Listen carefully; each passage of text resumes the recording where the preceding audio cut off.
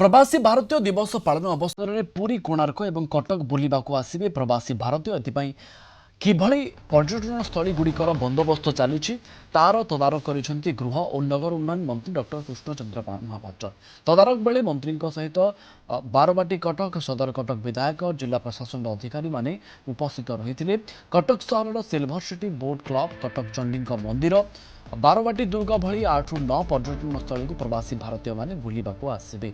कटक में किभଳି सुरुखुरु बुला जाई पारिबो सेतिपई जिला प्रशासन और कटक महानगर निगम को दायित्व दि जाइछि। जिबा आसिबा पई मध्य किभଳି सरलीकरण कराजिबो सेतिपई डबल डेकर बस रो व्यवहार कराजिबो। सेबळे कटक रे स्वागत पई मध्य स्वतंत्र बंदोबस्त करा जाइथिबा कहिसेंती गृह और नगर उन्नयन मंत्री डॉक्टर कृष्णचंद्र महापात्र।